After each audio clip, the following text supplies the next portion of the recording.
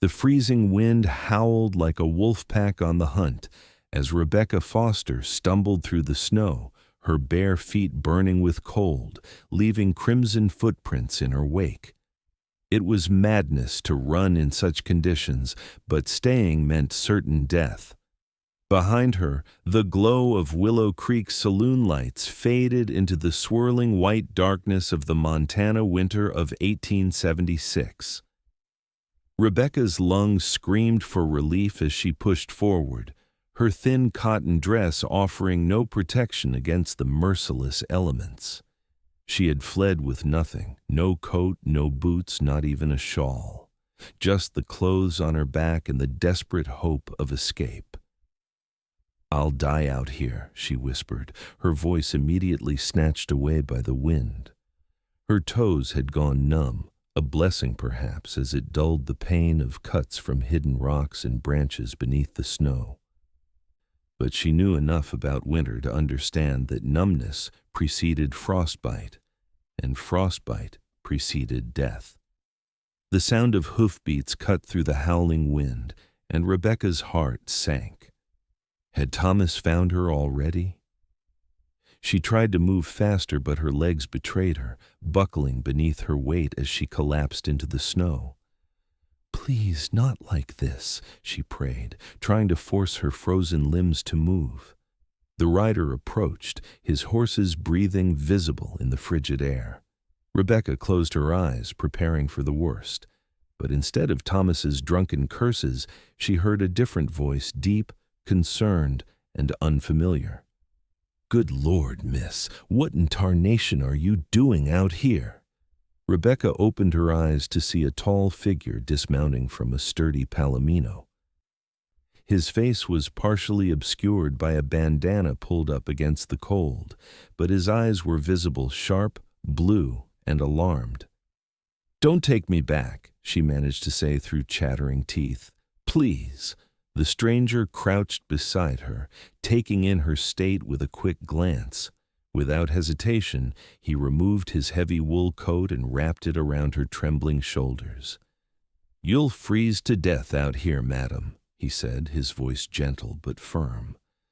"No one should be out in this storm, especially not barefoot." Before Rebecca could protest, strong arms lifted her from the ground. He carried her to his horse with surprising ease, as if she weighed no more than a child's doll. "I'm Cole Blackburn," he said, settling her in front of him on the saddle. "And I reckon whoever you're running from must be a real piece of work to have you fleeing barefoot in a blizzard." Rebecca's teeth chattered too violently to respond properly. The warmth of his coat and body heat behind her felt like salvation itself. "My cabin's not far," Cole continued, steering his horse back the way he'd come. "We'll get you warmed up, and then you can tell me who I need to shoot for putting you in this position." Despite her fear and exhaustion, Rebecca felt a flicker of alarm. "No shooting," she managed. She felt rather than saw his smile. "Just an expression, madam, though I make no promises if the situation calls for it." The journey to Cole's cabin took less than 15 minutes, but to Rebecca it felt like hours. Her feet throbbed painfully as feelings slowly returned to them, and she struggled to stay conscious. Cole kept one arm firmly around her waist, holding her steady against him. "Stay with me now," he murmured when she started to slump forward. "Almost there." Through the swirling snow, a small cabin emerged, a lantern glowing in its single window like a beacon. Cole dismounted first, then gently lifted Rebecca down, carrying her to the door. "My feet," she mumbled. "Don't worry about that now. Let's get you inside." The cabin was simple but warm, with a fire already burning in the stone hearth. Cole kicked the door shut behind them and carried Rebecca directly to a chair near the fire. "Don't move," he instructed, as if she could. He hung his snow-dusted hat on a peg by the door and unwound his bandana, revealing a strong jawline dusted with stubble. He was younger than she'd expected, perhaps 28 or 30, with the weathered look of a man who spent his life outdoors. Cole moved with practiced efficiency, stoking the fire before fetching a basin and filling it with water from a kettle that had been keeping warm on the hearth. "This is going to hurt," he warned, kneeling before her. "But we need to warm those feet slowly. Can't have you losing toes your first night in my acquaintance." Rebecca nodded, too exhausted to speak. Cole gently lifted her feet into the basin, and she gasped at the sensation, neither hot nor cold, but painfully present, as if 1,000 needles were being driven into her skin. "I know," he said sympathetically. "Just breathe through it. It'll pass." As he tended to her feet, Rebecca took in her surroundings. The cabin was neat and sparsely furnished, a table with 2 chairs, a bed in the corner, shelves with provisions and a few books. Not the home of a wealthy man, but one who valued order and simplicity. "Thank you," she finally said. "I don't know what would have happened if you hadn't come along." Cole looked up at her, his blue eyes serious. "I know exactly what would have happened, and I'm glad I was there to prevent it."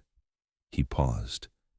"You want to tell me what had you running through a snowstorm with no shoes?" Rebecca hesitated. Her situation was complicated and humiliating. How could she explain that she'd been sold like property to settle her father's gambling debts? "My name is Rebecca Foster," she began cautiously. "I was staying at the Willow Creek Saloon."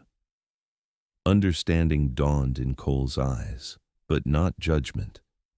"With Thomas Wilcox?" Her surprise must have shown on her face. "Small territory, big gossip," Cole explained. "Word travels, even out to those of us who don't frequent town much."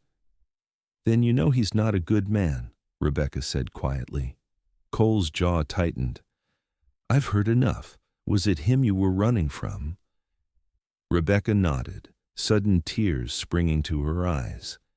The events of the past weeks crashed over her father's death, the revelation of his enormous gambling debts, and Thomas Wilcox's appearance with a document claiming ownership of everything her father had possessed, including, by implication, her. "He said I belonged to him now," she whispered, "that my father had wagered everything." Cole's expression darkened. "No man owns another, not anymore. Not even if papers say otherwise." He checked her feet, which were now an angry red, but thankfully showing no signs of severe frostbite. "The war settled that question, though some men are slow to accept the answer." "I've been trying to escape for days," Rebecca continued. "Tonight was my first chance. He was drunk, celebrating some business deal." She swallowed hard. "He said he'd be coming to my room later. I couldn't." "I wouldn't. You don't need to explain," Cole said gently. "You did what you had to do." "But I have nowhere to go," Rebecca admitted. "My father's ranch is now Thomas's property. I have no family, no money." Cole stood, moving to a chest in the corner. He returned with a pair of thick wool socks. "These will be too big, but they're clean and warm. Your feet need to stay covered while they heal." He helped her dry her feet and slip on the socks, his touch careful and respectful. "You can stay here tonight," he said. "Tomorrow we'll figure out next steps. Wilcox doesn't know about this place, and even if he did, he'd have to get through me to reach you." Something about his quiet confidence made Rebecca believe him. For the first time since her father's death, she felt a glimmer of hope. "I don't want to impose," she said. Cole smiled, transforming his serious face into something unexpectedly handsome. "Madam, finding a half-frozen woman in the snow isn't an imposition, it's an obligation. Besides, I've been out on a 2-week hunt. Having someone to talk to besides my horse will be a welcome change." He prepared a simple meal of beans, jerky, and coffee, insisting Rebecca eat to restore her strength. The food was plain but filling, and the hot coffee chased the last of the chill from her bones. "You can take the bed," Cole said when they'd finished eating. "I'll sleep by the fire." Too exhausted to argue, Rebecca accepted his offer. The sheets were surprisingly clean, and she fell asleep almost immediately, wrapped in Cole's oversized coat and the first sense of security she'd felt in weeks. She woke to sunlight streaming through the cabin's small window. For a moment, disorientation gripped her until the events of the previous night came rushing back. Cole was already up, moving quietly around the cabin as he prepared breakfast. "Good morning," he said when he noticed she was awake. "How are the feet?" Rebecca cautiously wiggled her toes. They were sore, but functioning. "Better, I think." "Good. I've got coffee and biscuits ready." Over breakfast, they discussed options. Cole was blunt about the realities of her situation. "Wilcox has influence in these parts," he explained. "Money buys friends, and he's got plenty of both. Your best bet might be to head east, maybe to Helena or further." "I have no means to travel," Rebecca reminded him. Cole considered this. "I could take you. I've been meaning to make a supply run anyway." The offer took Rebecca by surprise. "Why would you help me? You don't even know me." "Let's just say I've got no love for men like Wilcox, and I've got a sister about your age back east. I'd hope someone would do the same for her if she were in trouble." There was more to it than that, Rebecca suspected, but she didn't press. "Thank you, Mr. Blackburn." "Cole," he corrected. "If we're going to be traveling together, might as well use first names." They spent the day preparing. Cole checked his supplies and taught Rebecca how to load and fire his spare revolver. "Just in case," he'd said. Her feet were still too tender for boots, so Cole fashioned makeshift moccasins from soft leather he had on hand, lined with rabbit fur. "They're not pretty," he apologized, "but they'll protect your feet until we can get you proper shoes." Rebecca was touched by his thoughtfulness. "They're perfect." That night, despite her protests, Cole again insisted she take the bed while he slept by the fire. Rebecca lay awake for a long time, thinking about this strange turn of events. A week ago, she'd been the daughter of a failing rancher. Then she'd become, effectively, a saloon girl under Thomas's control. Now she was planning to flee the territory with a man she'd just met, a man who had shown her more kindness in one day than she'd experienced in months. They set out at dawn the next morning, Rebecca riding behind Cole on his Palomino. He'd explained they'd need to avoid the main roads, which meant a longer journey. "Wilcox will have men looking for you," he said. "He's not the type to let what he considers his property simply walk away." The day passed peacefully as they followed game trails through forests and across streams. Cole pointed out animal tracks and edible plants, sharing knowledge that spoke of years living off the land. "How long have you been in Montana Territory?" Rebecca asked during a rest stop. "About 5 years," Cole replied, helping her down from the horse. "Came west after the war. Needed open space after 4 years of fighting." "You fought for the Union?" Cole nodded. "Illinois 22nd Infantry. You?" "My father moved us from Pennsylvania when I was 12, Rebecca said. "He thought there'd be opportunities out west." She gave a bitter laugh. "I suppose there were, just not the kind he anticipated." Cole studied her. "Your father made mistakes, but that doesn't mean you have to pay for them forever." The simple kindness in his words brought unexpected tears to Rebecca's eyes. She turned away, embarrassed, but Cole pretended not to notice, busying himself with checking the horse's shoes. They made camp that evening in a protected hollow, with Cole building a small, nearly smokeless fire. As they ate a dinner of trail rations, Rebecca noticed him scanning the surroundings, his posture alert. "Do you think they're following us?" she asked. "Hard to say," Cole admitted, "but it's best to be cautious." That night, huddled in her borrowed blankets, Rebecca was acutely aware of Cole's presence just a few feet away. He'd been nothing but respectful, yet she found herself drawn to him in a way that confused and unsettled her. Perhaps it was simply gratitude, she reasoned, or the vulnerability of her situation. She was nearly asleep when a sound jolted her to alertness, the snap of a twig just beyond their camp. Cole was already on his feet, revolver in hand. "Stay down," he whispered, moving to position himself between her and the potential threat. Minutes passed in tense silence. Then came a rustle of movement, and a doe emerged from the trees, regarding them with large, curious eyes before bounding away. Rebecca released a breath she hadn't realized she was holding. "Just a deer." Cole nodded but didn't immediately relax. "Get some sleep," he said finally. "I'll keep watch a while longer."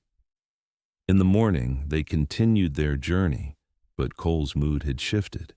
He seemed preoccupied, frequently checking their back trail. "Is something wrong?" Rebecca finally asked. "Probably nothing," Cole replied, but his tone suggested otherwise. "Just a feeling." By midday, his feeling proved correct. As they crested a ridge, Cole suddenly reined in the horse, staring at the valley below. "Riders," he said tersely. "4 of them, moving fast." Rebecca's heart sank. "Thomas's men?" "Most likely. We need to change course."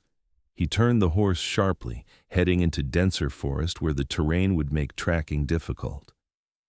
They pushed hard for hours, crossing streams to obscure their trail, but the sound of pursuit grew steadily closer. "They're gaining on us," Rebecca said fearfully. "The horse can't carry both of us fast enough." Cole's jaw tightened. "We'll split up. You take the horse and keep heading north. There's a trading post about 10 miles from here, Larson's place. The owner, Jim Larson, is a good man. Tell him Cole sent you." "What about you?" "I'll lead them away, create a false trail." Rebecca shook her head. "They'll kill you when they realize I'm not with you." "They have to catch me first," Cole said with grim confidence, "and I know these woods better than any saloon thug."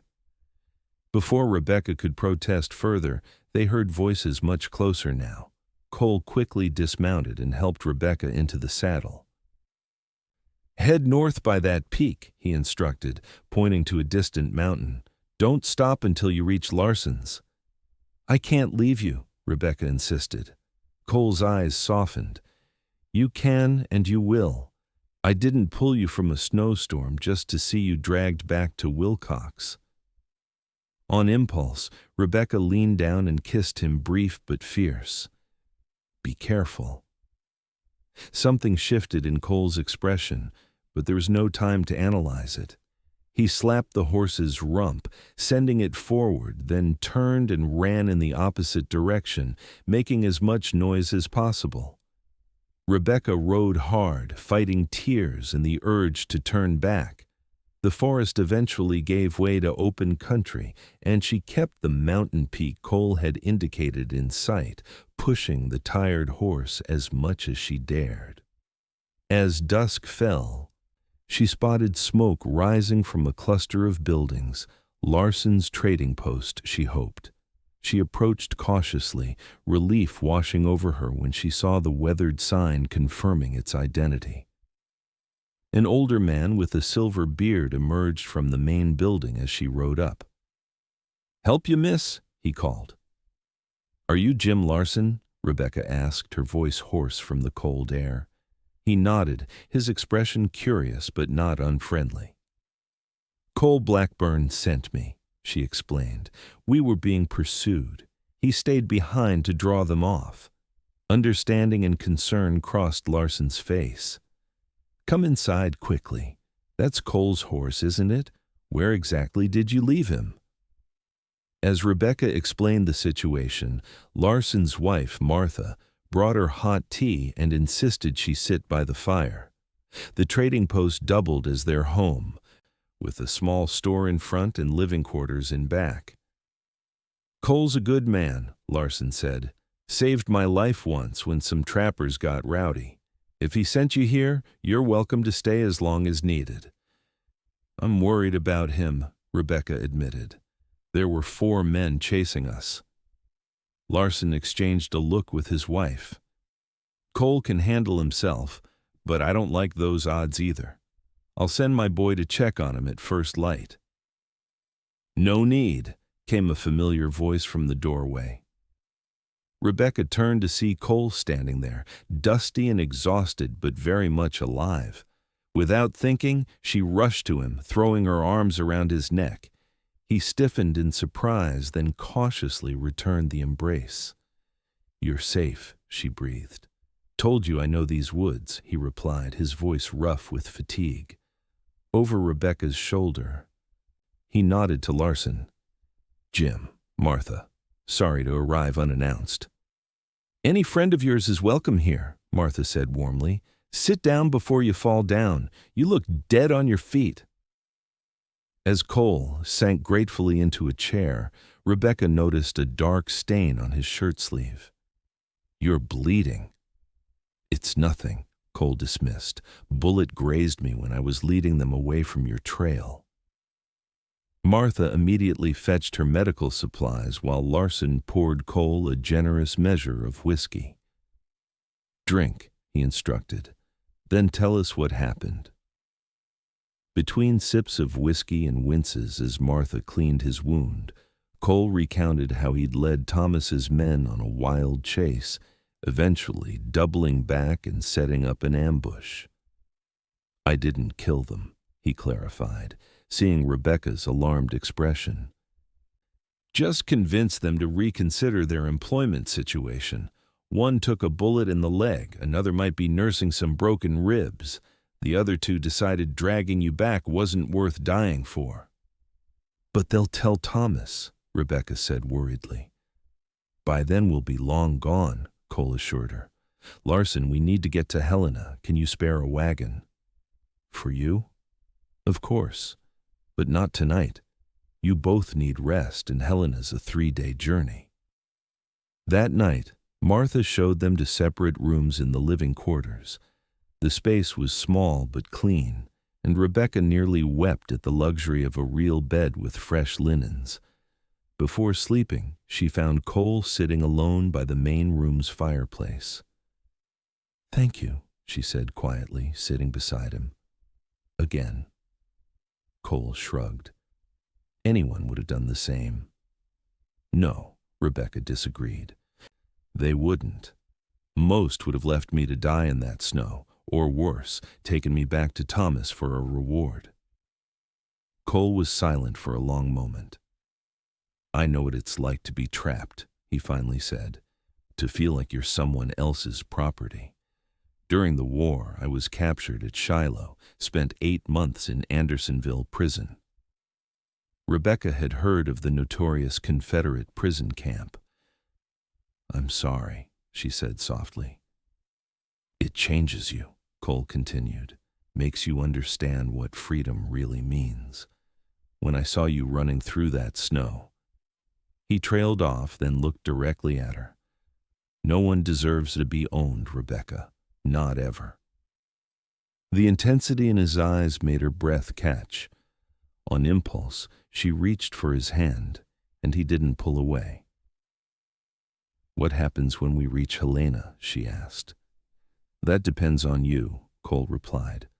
It's a big enough town that Wilcox's influence won't reach there.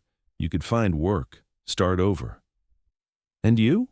A shadow crossed his face. I've got a small stake in a mining operation north of here. Been working it during the summers, trapping in winter. It's not much, but it's mine. Rebecca realized he was offering her freedom without attachments, a kindness in itself.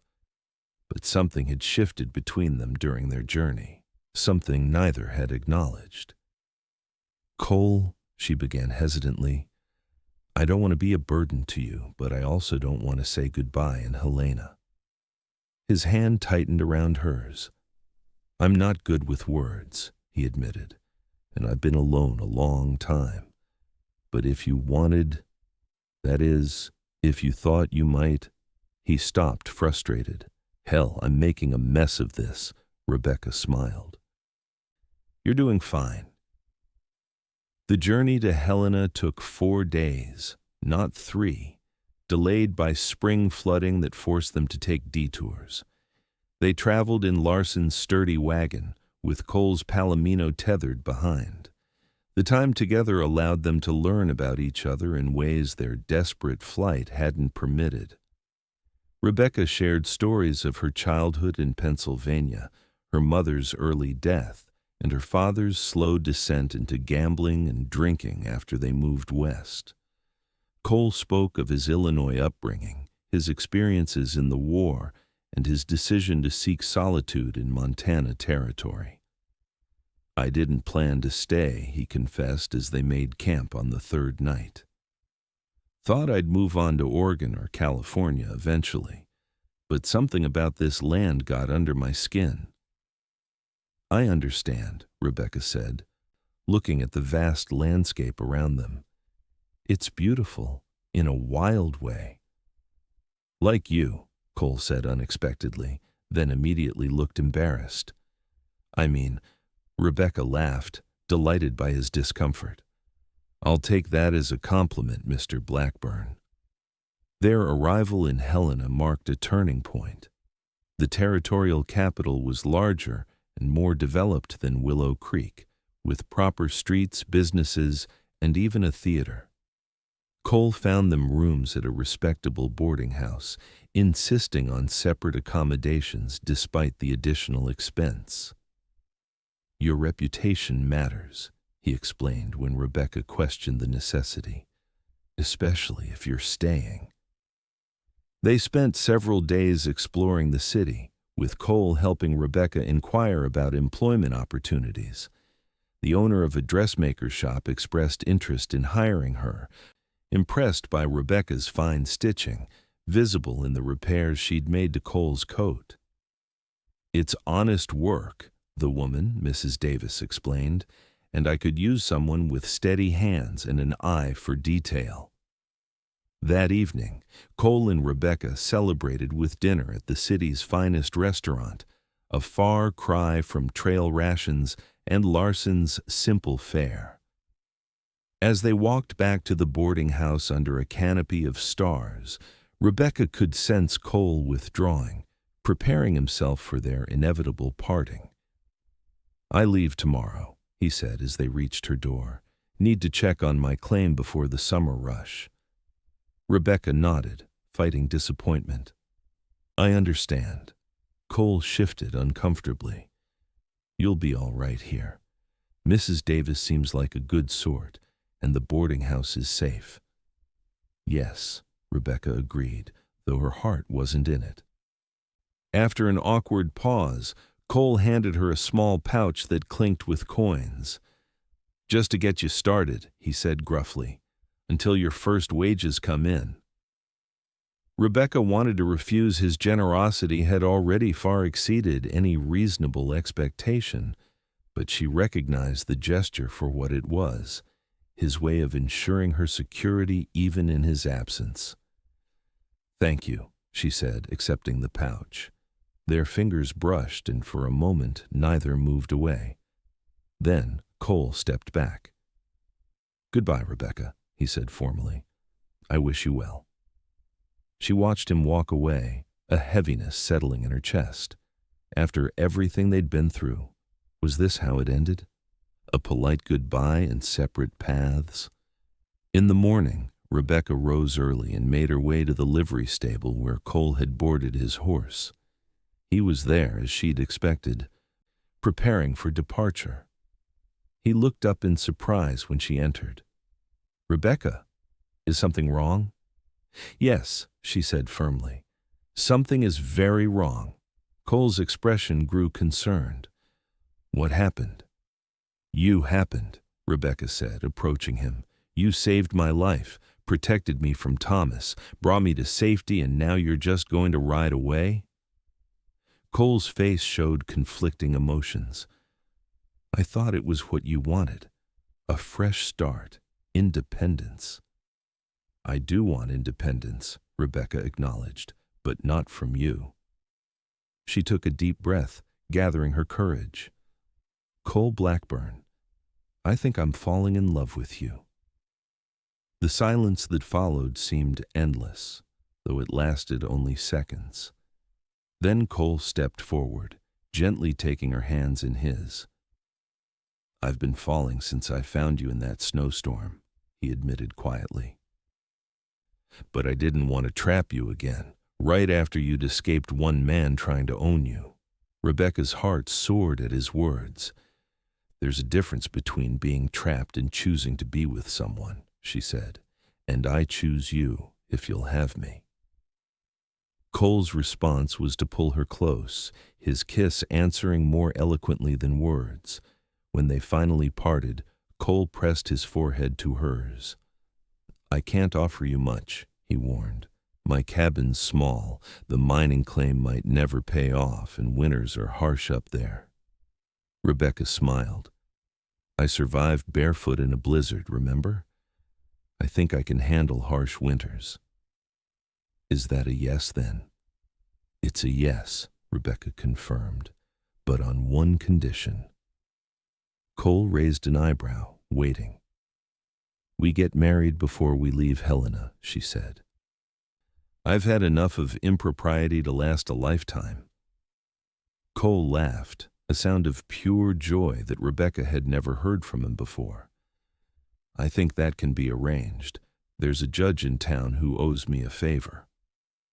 3 days later, they were married in a simple ceremony at the territorial courthouse, with Mrs. Davis and the boarding house proprietor as witnesses. Cole had purchased Rebecca a proper pair of boots for the occasion.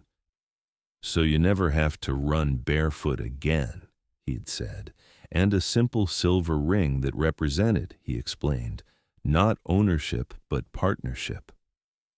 As they rode out of Helena toward Cole's mining claim and cabin, Rebecca felt a sense of rightness that had been missing from her life for years. The journey ahead would be challenging, frontier life always was, but she faced it not as someone fleeing in desperation, but as a woman making a deliberate choice. No regrets? Cole asked as they paused on a ridge overlooking the valley where they would build their future.